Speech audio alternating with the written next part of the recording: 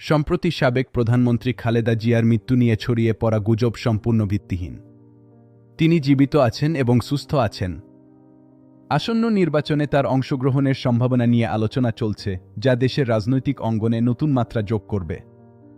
খালেদা জিয়া বাংলাদেশের একজন গুরুত্বপূর্ণ রাজনৈতিক ব্যক্তিত্ব, যিনি দুবার প্রধানমন্ত্রী হিসেবে দায়িত্ব পালন করেছেন এবং গণতন্ত্র পুনরুদ্ধারে সংগ্রাম করেছেন। তার স্বামী জিয়াউর রহমান ছিলেন বাংলাদেশের প্রাক্তন রাষ্ট্রপতি এবং তার মৃত্যুর পর খালেদা জিয়া বাংলাদেশ জাতীয়তাবাদী দলের নেতৃত্ব গ্রহণ করেন।